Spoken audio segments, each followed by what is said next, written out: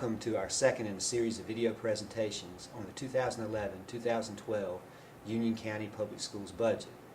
In this video presentation, I want to share with you some information on the budget development process and where that stands. Also, I want to share some projections of school allotments from the Department of Public Instruction as it now stands. And then we want to take a closer look at how this might affect Union County Public Schools specifically. Thank you for viewing this video, and I hope you find this information helpful. As outlined in our earlier presentation, the three factors impacting the 2011-2012 budget remain unchanged. The first one is the loss of federal stimulus funds, and again, that is unchanged at this time. That is not likely to change. That money has gone away, and we will not be recapturing those funds for use in the 2011-2012 school year.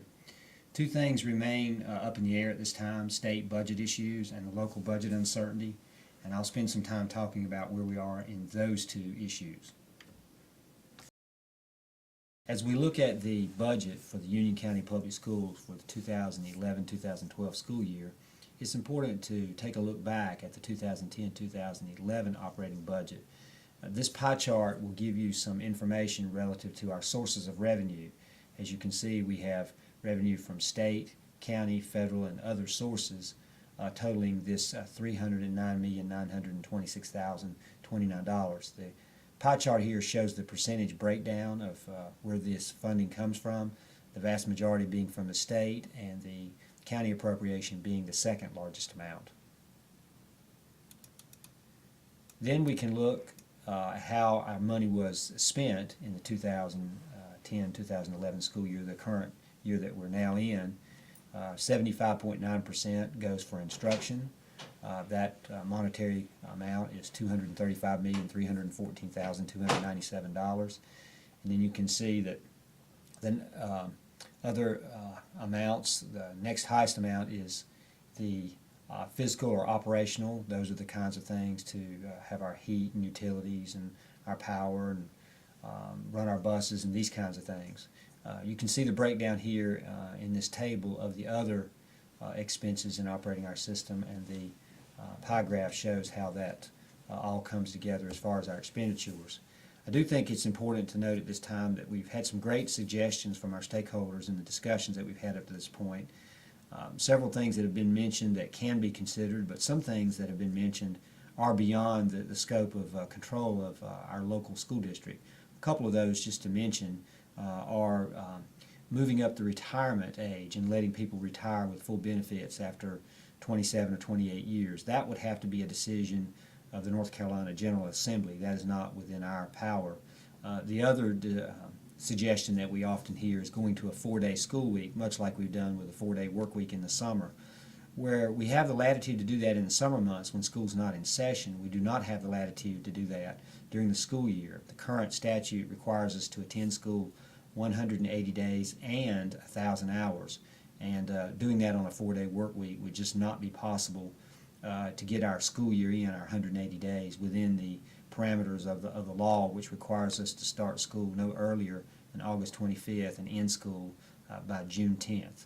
Those are just a few of the things that have been mentioned. There are others that I'll be mentioning periodically, but we do want people to keep making suggestions, and we'll consider each of those, because I think during this process that it's important that we look at all suggestions, no matter how large and small they might be in terms of savings. This background information gives you just a little bit of the basics of our revenues and our expenditures, so that you'll better understand the magnitude of what we're speaking about as we discuss the budget development and the budget development process. First, with the state budget issues, the Department of Public Instruction has published a projected budget that reflects reductions in the amount of 5% and 10%. However, these projected reductions are not across the board. They are less than 5% or 10% in some areas, and above these levels in other areas, and this will be explained in a little more detail later. These reductions, however, are just projections at this time, and it's very important that everyone listen closely to that. This is the Department of Public Instruction making projections based on a request from the Office of State Budget Management. They asked them to look at what reductions in these amounts would look like for our public schools And again, these are merely projections at this time and are likely to change to a large extent before all is said and done. In our local budget development process, here's where we stand. The Budget Development Committee has been meeting since October, and we're seeking stakeholder input from all the stakeholders that you see listed there on the screen. Our senior staff and our Budget Development Committee has looked at across-the-board reductions in the amounts of 5, 10, and 15%, and we've analyzed the impact of the DPI reductions in 5 and 10% areas. Originally, we were asked to look at 5, 10, and 15%, but DPI has only looked at 5 and 10% at this point in time in terms of amount of reductions. In looking at what our goal that we want to accomplish in this budget development process, we had discussions about this among the Budget Development Committee, and this is what we arrived upon: to develop a budget that protects the core mission of the Union County Public Schools, which again is preparing all students to succeed, while providing adequate support to accomplish the mission. Now, this is going to be the difficult part as we move forward. What happens in the classroom definitely is key to our core mission, but it's also important that we have supports in place. Teacher assistants, instructional support staff, non-instructional support staff such as clerical staff, custodians, bus drivers. All of these folks are important to us accomplishing our mission, and it's going to be our challenge and our goal to make sure that we protect that core mission, but we don't take away the adequate support to accomplish that mission.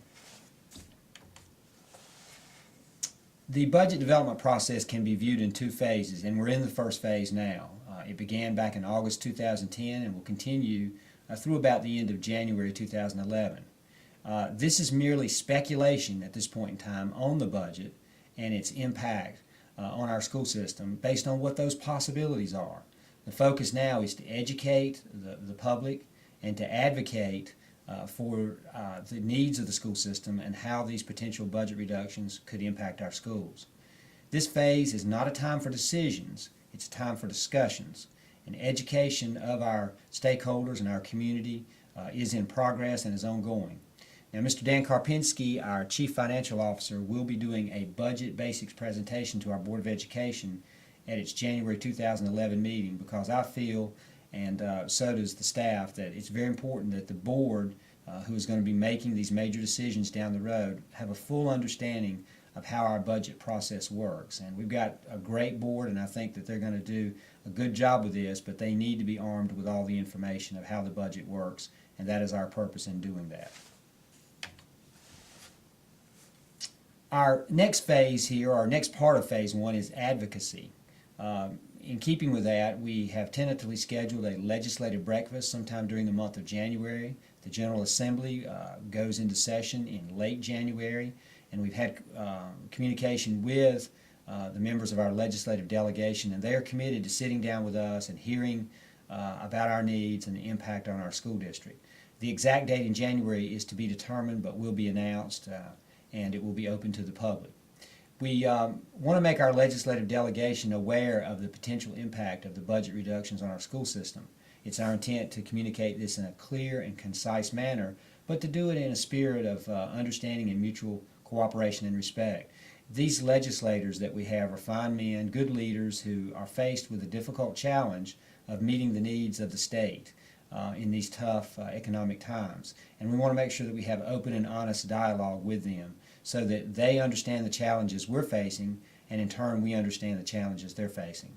We will follow up with our stakeholder groups in the near future to determine how best to mobilize our parents and other community leaders to communicate with our legislative delegation in an ongoing manner.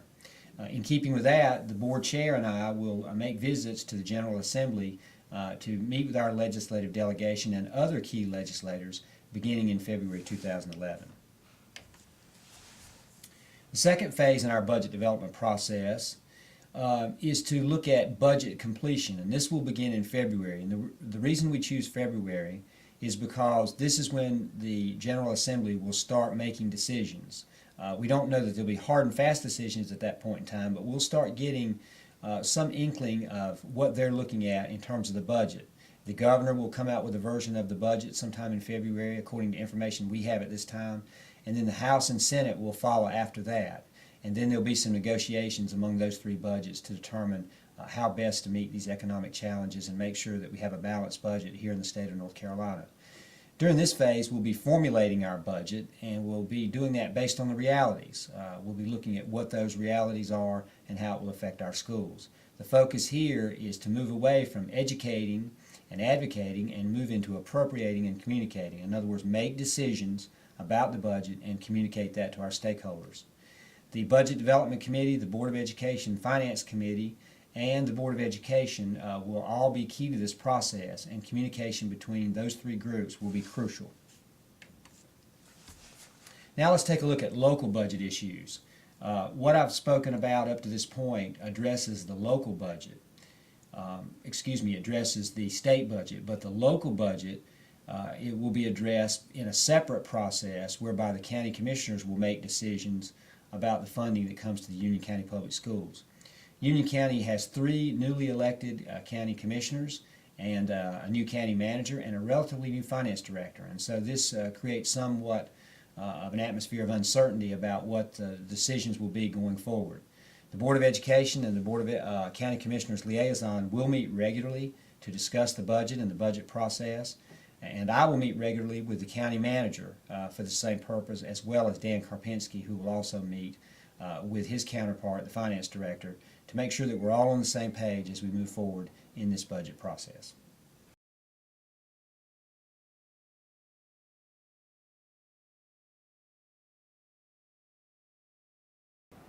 Again, thank you for taking the time to view this video presentation. It's our purpose to keep you fully informed as we work through the budget process. Look for our next update in February, and we'll also update it beyond that as needed. Thank you so much.